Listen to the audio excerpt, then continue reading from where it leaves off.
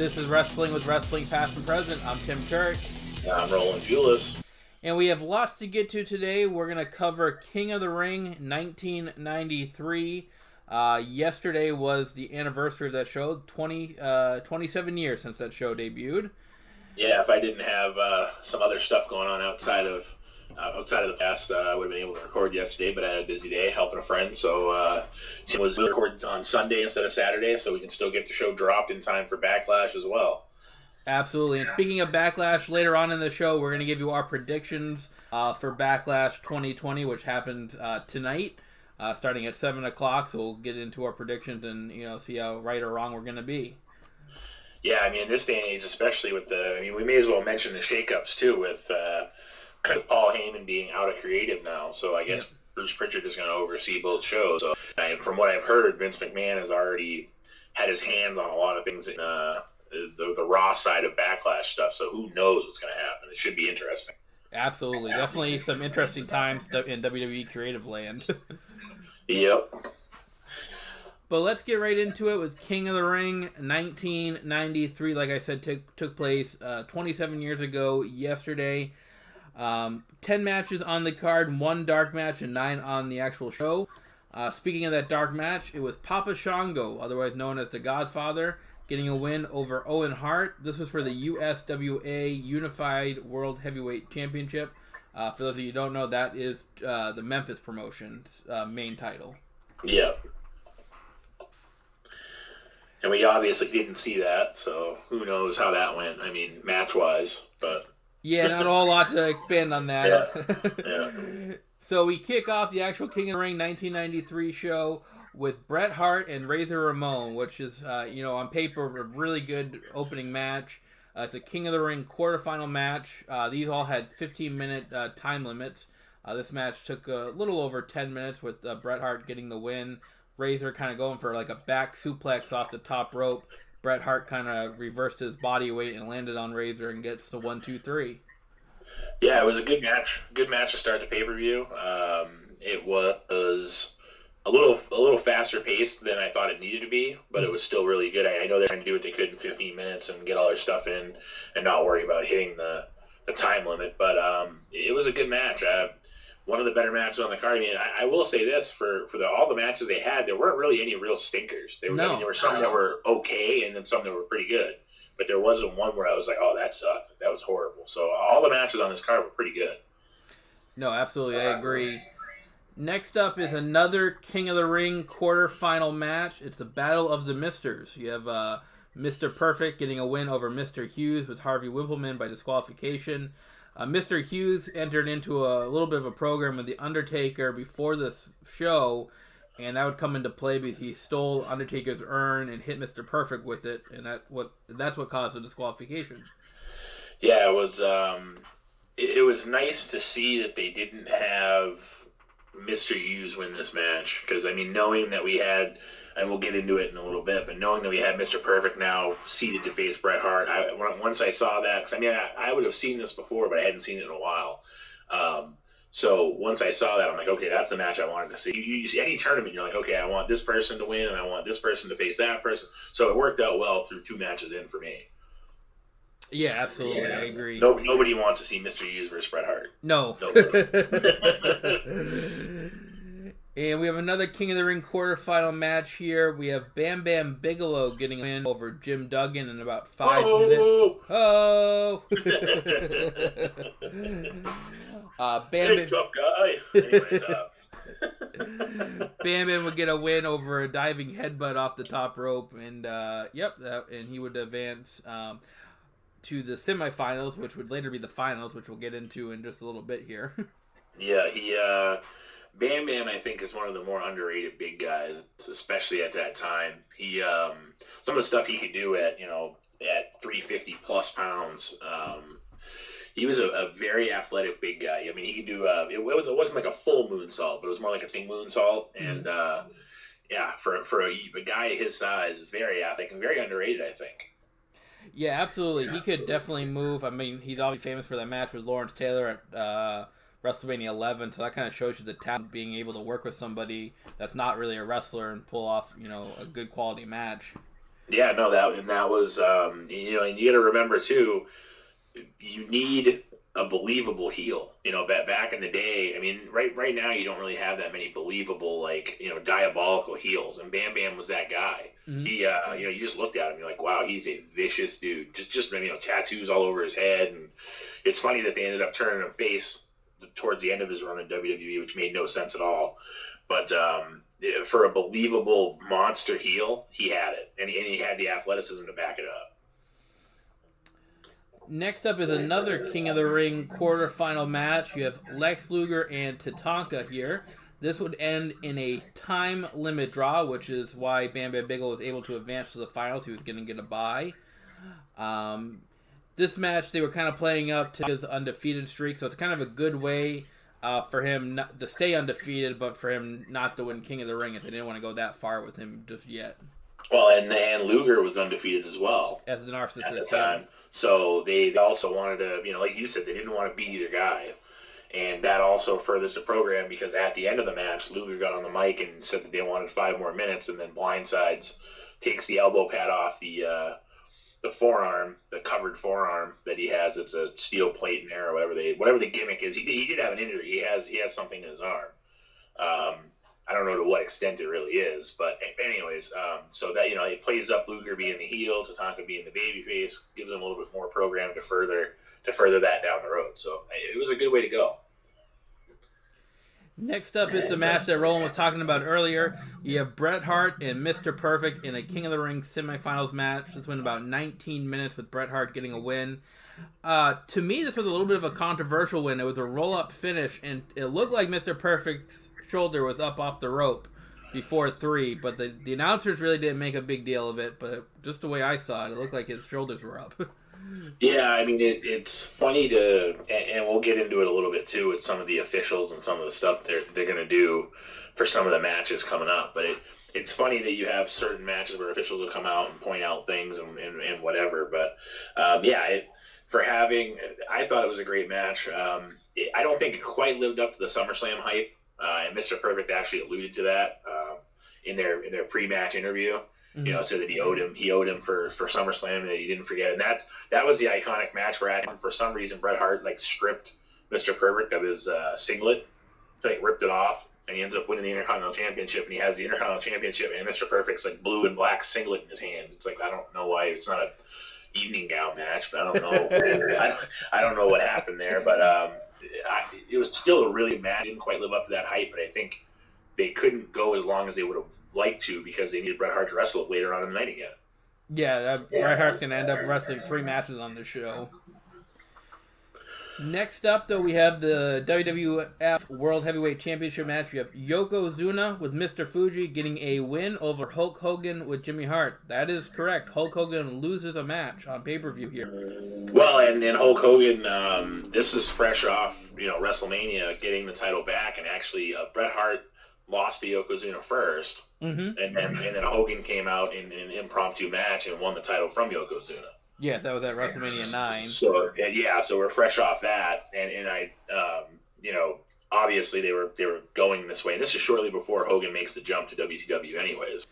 This is his last pay-per-view appearance before he goes to WCW. Yep. So I mean, they had to take the belt off. It was a creative way to do it with the photographer and the flash paper. I don't know if you could beat Hulk Hogan in a believable way at that time. And make sense. I don't think you could. I think by doing it this way, where you kind of, you know, some shenanigans where the cameraman's camera supposedly malfunctions and shoots flame, which obviously was flash paper, into, you know, Hogan's face. It gave heat to Yokozuna, even though it wasn't Yokozuna's doing, but it also put the belt back on him because Hulk was on his way out. He was on his way out. Yeah. Next up, we have an 8-man tag team match. You have the Smoking Guns, Bart Gunn and Billy Gunn, and the Steiner brothers, Rick and Scott Steiner, getting a win over the Head Shrinkers and Money Inc., which is IRS and Ted DiBiase. If you're going to name everybody else, how come you can't name the Head Shrinkers? Oh, yes, Fatu and Samu. And they're along with Afa. Yep. Secret nowhere to be found. Yes. This match here, I think, was kind of filler here. They didn't get a whole lot of time, just under 7 minutes. Kind of a creative finish, though. Ted DiBiase has Billy Gunn in the $1 Million Dream, and he lets him go, kind of just being cocky and everything, and he's kind of showboating, and Ted DiBiase would end up getting rolled up by Billy Gunn for the 1-2-3. Yeah, you got him in the old small package, or as Edge and Christian would say, Paul Smackage. And even at the end, of the match, you could hear Scott Steiner say to yell out of the ring to DiBiase, "That's what you get for being cocky." Yep. And that's exactly what it was. It was the heel trying to be the arrogant prick essentially, and ends up paying for it. Next up is a singles match for the Intercontinental Championship. You have Shawn Michaels along with Diesel getting a win over Crush in about 11 minutes and 15 seconds. This was the first time they named Diesel as well.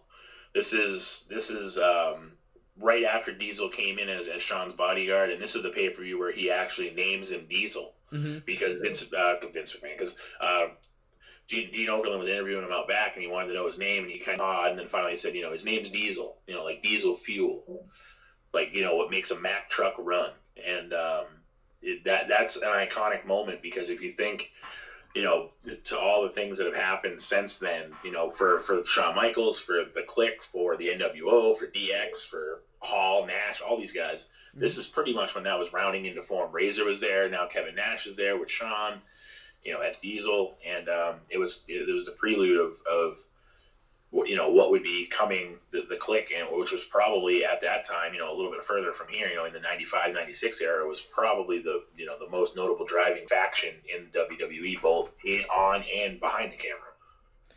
Yeah, absolutely. Kind of planted the seeds for what we would know as the Click. Kind of a creative finish here as well. There's two doinks that kind of come out, and they're smoking cigars to kind of distract Crush.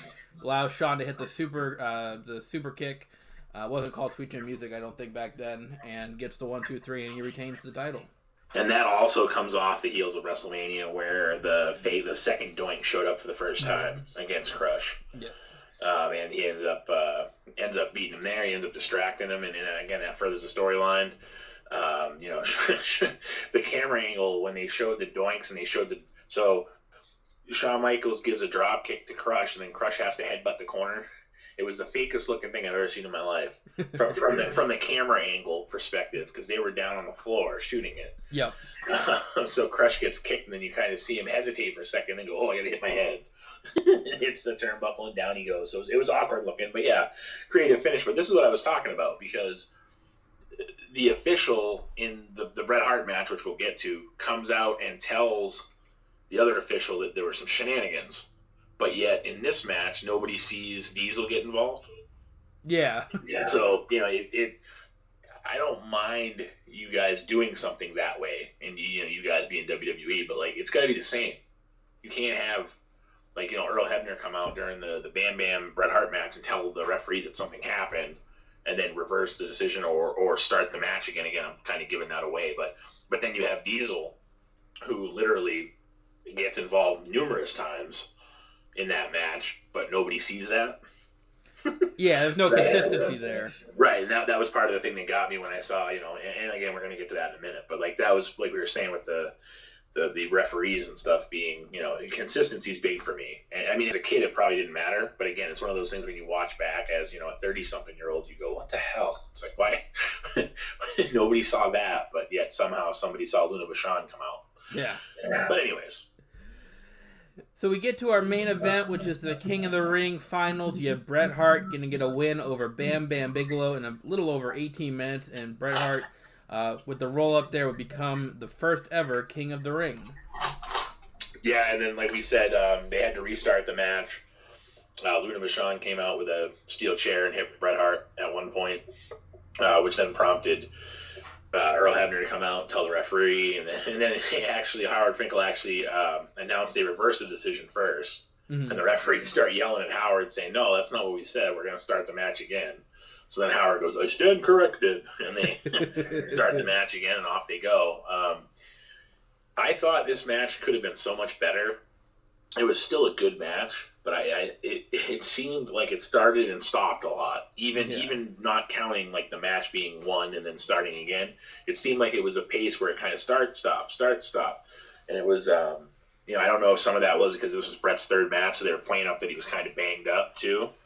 But it was still a good match. I just think it had a lot more potential to be a better match. But it was. Like I said, the whole pay-per-view itself had a lot of good matches. No real bad matches on the card, I don't think. No, not really. No, not really any stinkers like we said earlier. After this, during Bret Hart's coronation ceremony, Jerry Lawler kind of interrupts him saying he's the only true king in the WWF, trying to get Bret Hart to kiss his foot. That would lead into a program with Bret Hart that lasted a long time. It ended with they faced each other in your house. They had a kiss your foot match. So that kind of planted the seed for that feud as well, the Battle of the Kings, so to speak. Yeah, and if you remember, that was one of the feuds where it got kind of personal too, because you had Jerry the King Lawler talking about Bret Hart's parents and stuff, and it was one of the first real personal feuds that I remember the WWF doing as I was growing up watching it. Yeah, absolutely. Yeah. Jerry Lawler is a wonderful heel. Like, he can get heat on himself like that. Yeah, he's and he's believable too, because he's not a real big guy either. So he has that chicken. To quote Bruce Pritchard, he's got that chicken shit heel vibe, where he can do something dastardly and have like a big heater, like when he had Isaac Yankem as his personal dentist, or he had the little midget. He could get anything over. Like as a he has the thing with Doink with the three little people on each side. Yep. That thing was hilarious. I mean, the match itself was dumb, but like it was hilarious. So that just proves how good Jerry the King Lawler is. Absolutely. I mean, the guy can die on air. Yes. And come back. Yes. I mean, we shouldn't make fun of that, but that is true. I mean, he literally that time where he had the heart attack. If the doctor wasn't there, things might have been different. But Jerry Lawler, I think, is. Because he was that like creepy, pervy guy in the late '90s and early 2000s, I think some people forget that he was a wrestler too.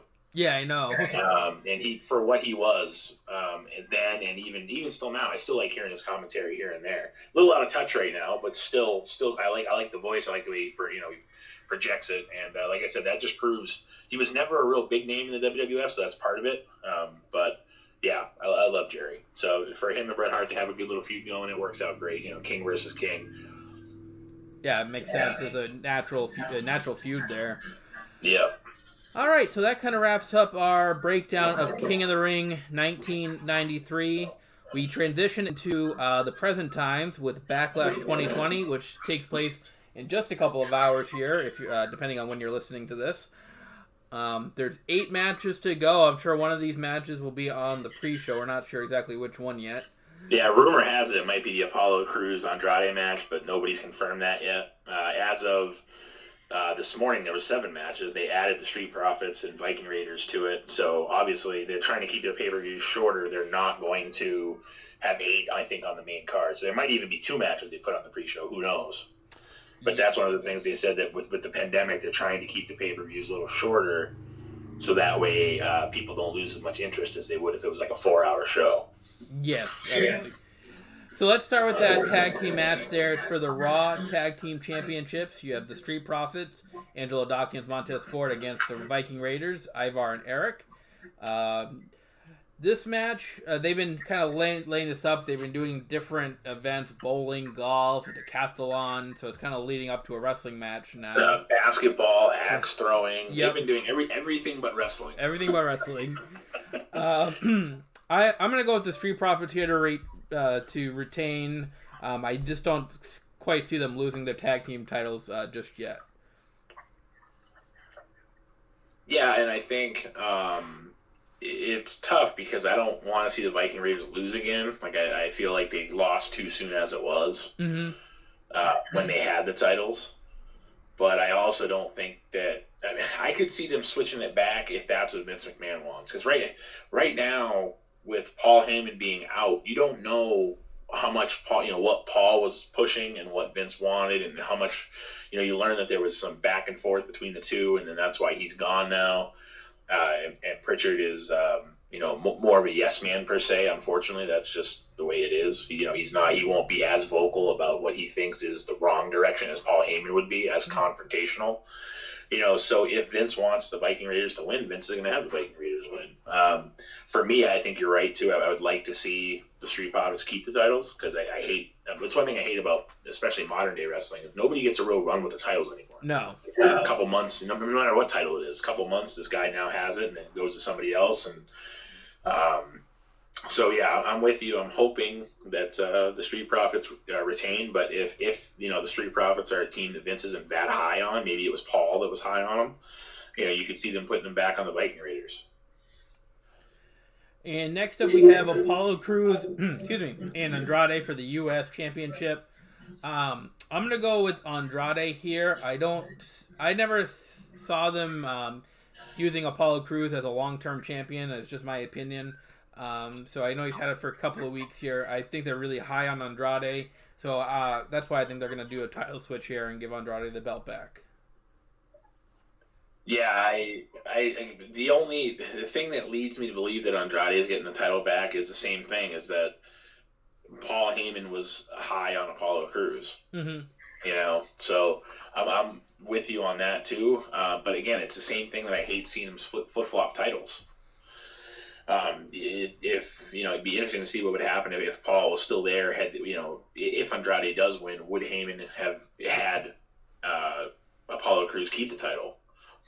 So I think that Vince is really high on Andrade. He loves having the ethnic stars, and again, that sounds really bad, but that's the truth. He likes to have the Rey Mysterios and the guys that are of Mexican in descent that can relate to some of the fans that live in Texas and in California towards that Mexican border. He's always been high on having that one guy. Mm-hmm. Whether it was a big guy, Alberto Del Rio, one of the guys they thought was going to be that guy. So yeah, I think, unless there's a further feud to lengthen it out, I think that you're going to see Andrade win as well. Next up is a triple threat match for the WWE Women's Tag Team titles. You have Bayley and Sasha Banks as the champions, going to go against Alexa Bliss and Nikki Cross and the Iconics.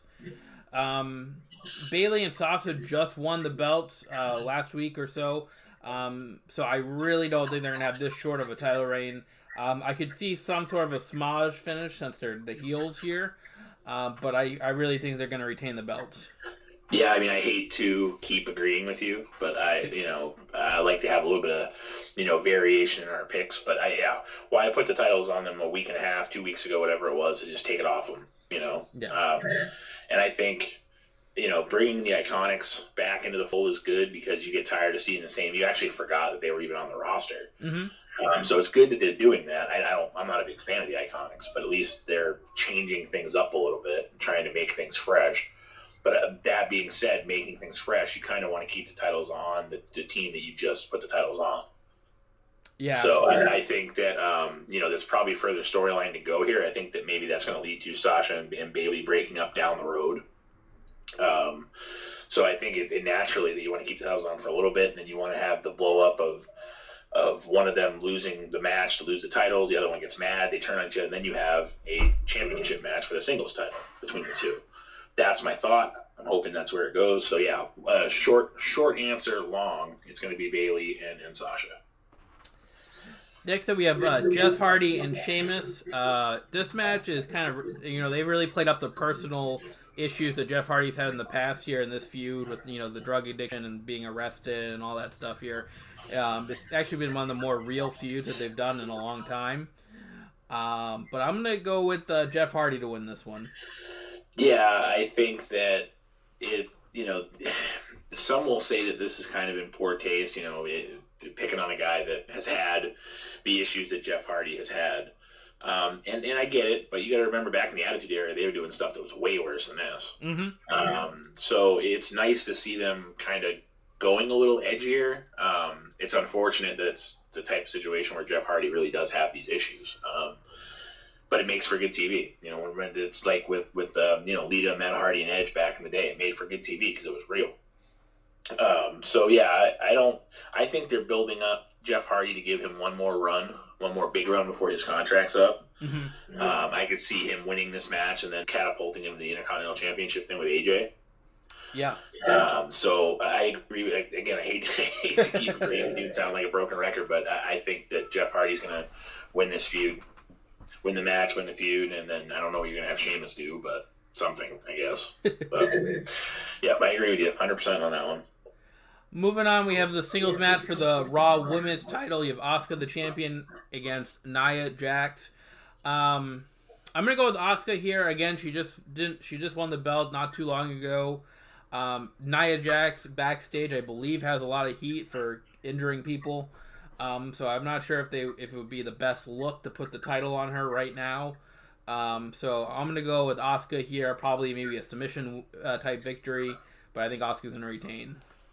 Yeah, I mean, I could also see it being a disqualification. Kairi Sane gets involved, something where Asuka keeps the title. But I don't know what the exact decision will be. But Asuka's going to leave with the title. I don't see them putting the title on Nia Jax.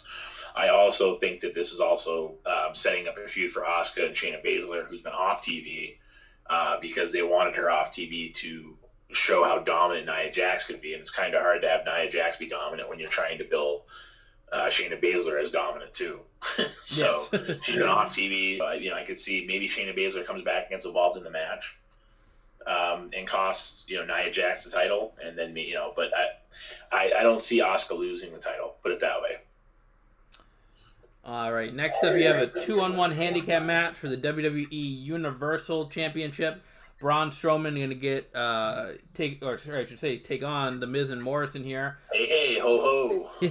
Yeah, they've been kind of going back and forth. Miz and Morrison kind of playing up the childish gimmick. They're dumping slime on supposed to be for Braun, but ended up being I think it was Caleb Braxton. Yep, she got slimed. Yeah. They're breaking into his car. Yeah, the water thing backstage where they made the water pour out of his, like a volcano out of his water bottle. Yep. All that stuff, yeah. All that childish stuff. All that good heel stuff. I just don't see them putting the title in the Miz or Morrison here. I think they're going to have Braun Strowman have the title for, a decent amount of time here. I'm not going to say a wicked long time because of, the history of what they do with title reigns, as we've kind of alluded to recently. But I'm going to go with Strowman here. 2 words. The Fiend. Yep. This is filler to get to the Fiend storyline. Bray Wyatt got beat by Braun Strowman and hasn't been seen since. Mm-hmm. That's all this is filler. I know Bray and JoJo just had a baby, so that's some of the reason why he hasn't been on TV also. But storyline wise, it makes sense that the Fiend will pop back up eventually, and this is just filler. This is all they'll probably. If I was a betting man, I would say that the Fiend and Strowman will face each other at SummerSlam for the title. So they have to get there first. So I think that this is just Miz and Morrison didn't have anything to do tag team wise. So they put it in, which is good use of them because they're both those slimy wannabe cool heels. So it's a good use of the two wrestlers. But yeah, I don't see Strowman losing the title yet. And then also too, you got to wonder at some point Roman Reigns is coming back. So I don't know if it's still going to lead to the Fiend beating Strowman only to face Roman, which is what they wanted to do at WrestleMania originally. I don't know, but I think that this literally, like you said, is just filler. Absolutely. Yeah. Next up is the WWE Championship match. You have Drew McIntyre, the champion, taking on Bobby Lashley along with MVP. I should say with MVP. Again, I don't see a title switch here. I'm going to go with Drew McIntyre. They put the belt on him at WrestleMania. I think they're going to carry it, make him carry it for a while. But it is nice to see Bobby Lashley kind of getting a main event push, which is something he deserves. He's a big guy. He's a powerful guy. And I think he deserves a main event push. So it's nice to see him getting a title match here. Well, and we talked about it a little bit that, Lashley, one of the reasons why Lashley came back is he wanted a match with Brock Lesnar. Mm-hmm. So it's nice to at least see Lashley in the main event picture, because if he's not in the main event picture, why would Brock Lesnar want to come back and face him? Yeah. So, I agree with you too. I think they need to give Drew McIntyre a chance, especially when fans come back. I think they need to give him a chance to carry the ball. I think they built him up, and if this whole pandemic hadn't happened, things might be a little bit different. But he was so over with the fans before the pandemic happened So I don't see him pulling the title off him yet. I think they need to give him a little more steam, especially for when fans get back in the arena. So I'm going to go with Drew McIntyre as well.